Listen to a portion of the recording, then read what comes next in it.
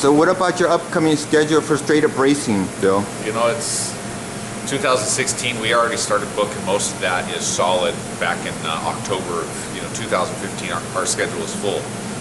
We start out with Monster X Tour in the winter quarter, but we're doing a lot of stuff on our own now. Selling a lot of shows to the fairgrounds, to the speedways. It's just that word of mouth has traveled a long ways. Now they've kind of realized that I'm a one-stop shopping. They can make one phone call and get everything from the monster trucks, the ride trucks, to the merchandise lines, to the tank, to the quads. It's just something. One of our guys, John, he's kind of that crazy guy. He made the comment one day. He's like, "I'd love to roll over a car like they do, at the demo derbies." Perfect. So what do? We pulled in a ramp in. We made a ramp, and then we made a rollover cage. And the next show we were at, he was rolling over a car.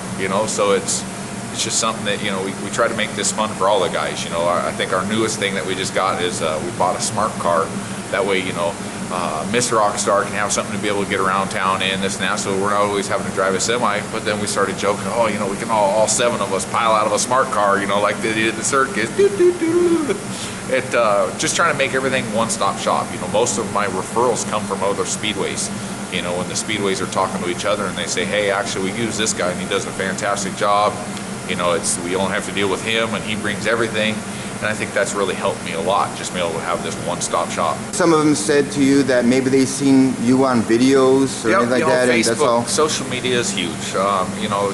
And that's how actually Lauren and I, a couple years ago, we went to a social media seminar because I hate the computer. I'm not good at it. Every once in a while I'll get on there and I'll kind of look at, what, Lorna has done with our Facebook. When you're at Straight Up Racing Facebook, you're talking to Miss Lorna. It's not me normally. I'll answer some questions. She'll ask some of the technical questions. She'll ask me, "Hey, how do I answer this for this kid? He wants to know how we weld this part, or what we did here, or how we did the body panels," and I'll do that stuff. But for the most part, it's I'm not a grammar guy. I'm not real good at writing and all that. The only thing I know is what's sitting behind me. But the social media taught us a lot, that, if you make posts from this time to this time, more people are going to see it. If you do more pictures or videos or, you do all this stuff, more people are going to view it and it's going to get shared more. And that's what happened. We started, as soon as we did that, I think we were only at like 3,000 likes when we did this seminar.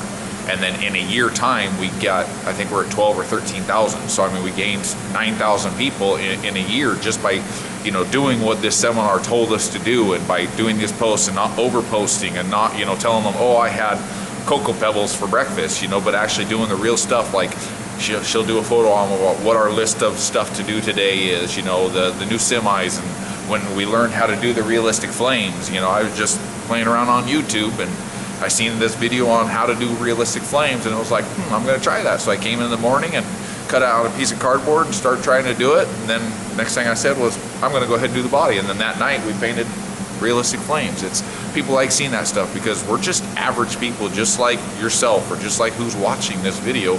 We're all guys that are just trying to, do this by the seat of our pants and trying to learn as we go.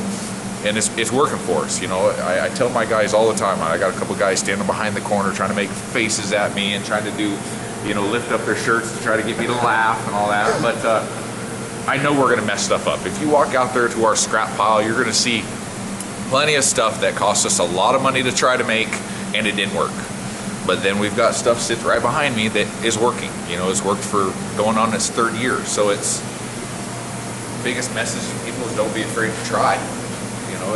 There's times my son, he's got 2 trucks sitting out in the parking lot there that both of them don't run because he tried rebuilding the motor himself. He's 17 years old. He wanted to rebuild his motor his first time, and he forgot to tighten an oil line and ran out of oil. So his brand new motor is now a bad motor. But what's he going to do today? He's going to pull it back in and he's going to pull it out and he's going to try again. It's the best message I can tell people is just try it. With the social medias, they start looking at, videos. They start bringing up monster trucks. I think a lot of the places say, "Hey, we want to bring monster trucks," because it's a great crowd pleaser. It brings in new people to your places.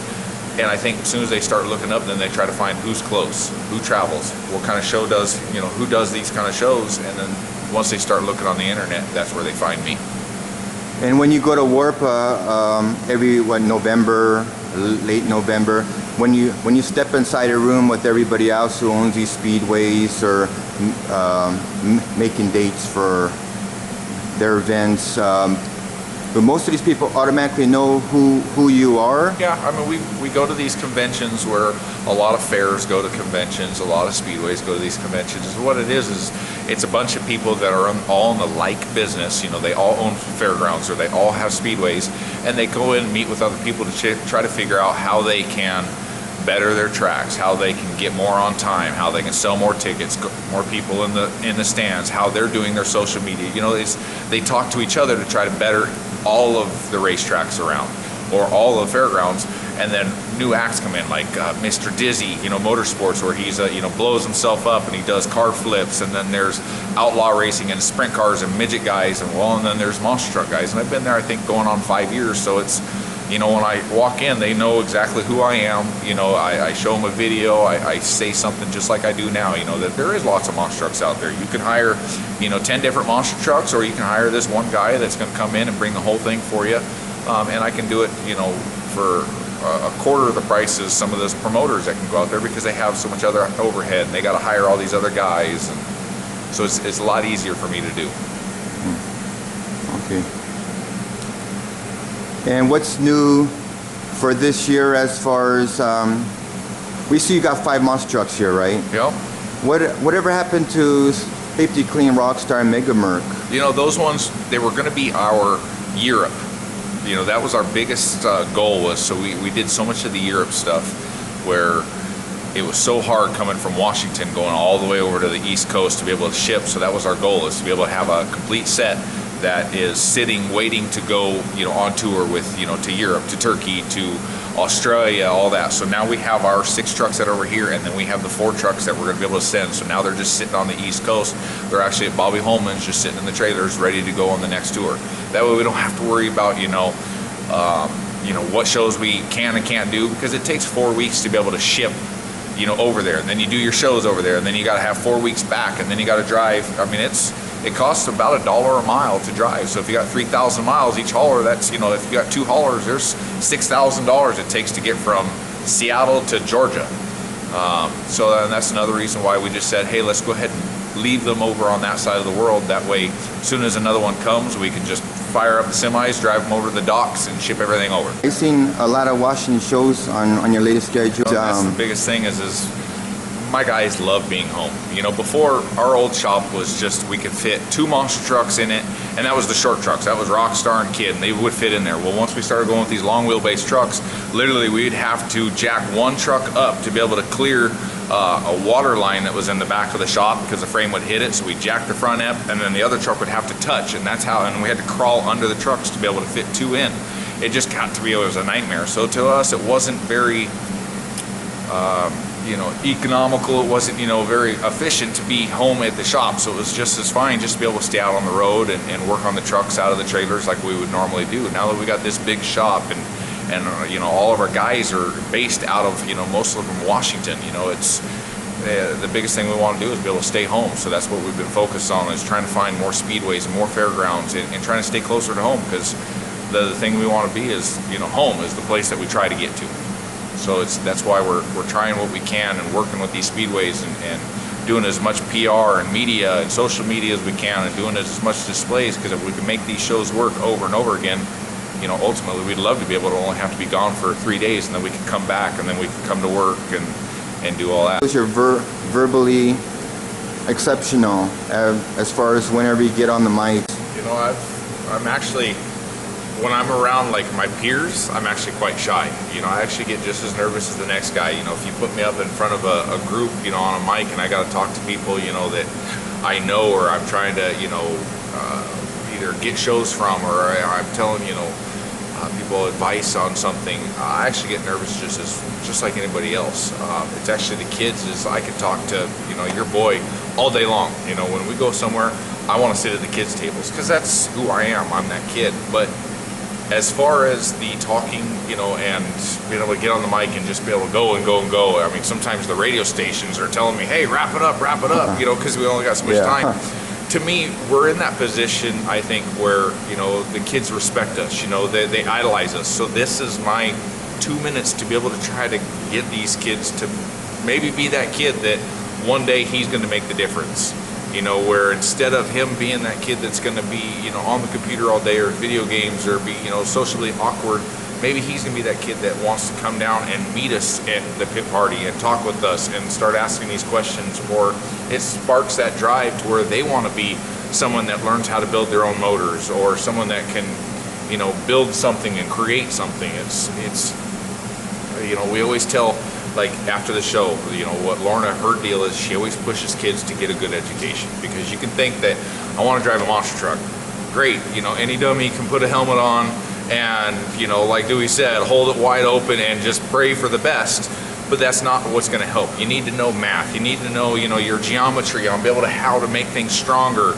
You know, physics is a big one on how, you know, things hold together, and engineering. There's so much out there. And then whether it's, you need to know your English and your grammar and all this, because you got to be able to write contracts. You got to be able to protect yourself. You know, you got to be able to count your money. You know, you got to be able to know, you know, P&Ls, how much you're making profit, how much you're losing, because again, you know, we all want to be able to have fun and do what we're doing, but we don't want to be, you know, living out of a dumpster because we did it wrong. You know, so education is huge. So we always try to push kids, you know, get a good education. You know, don't drop out. Don't think, you know, you own the world because, you know, you think that, you know, your parents aren't teaching you right things. It's again, I think that's why I always try to talk as much as I can, because, you know, we are a role model to a lot of kids. You know, they may not remember a thing I say, you know, or they may say, you know, I'm silly or dumb or whatever. But there might be that one kid that kid's going to be the person that changes the world. Same thing when we do the American Cancer Society and the Canadian Cancer Society, where Lorna donates that money for the t-shirts, and we have the ribbon on the truck.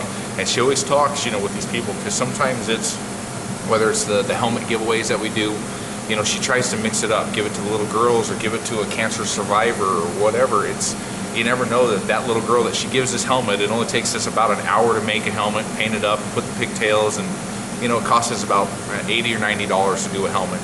But that one girl one of these days when we're in Kearney, Nebraska, might be that girl that dedicates her life to try to find a cure. Or sometimes it's, you know, I mean, it breaks her heart really, because there's been times where Lorna will give this helmet to this little girl and she's so grateful because, you know, and then the next words right out of her mouth is, you know, the one thing I want the most is to be able to hug my mother again, you know. And then all of a sudden now Lorna's crying and this and that, because it's, you know, someone, she gave a helmet to somebody that it actually affected.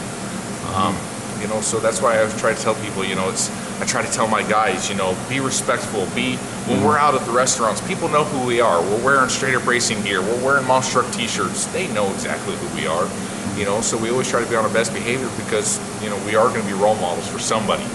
You know, it may not be everybody, but somebody, they're going to look up to us, and we're going to try to help and hope that we teach somebody the right direction to be, you know, good people and make a difference.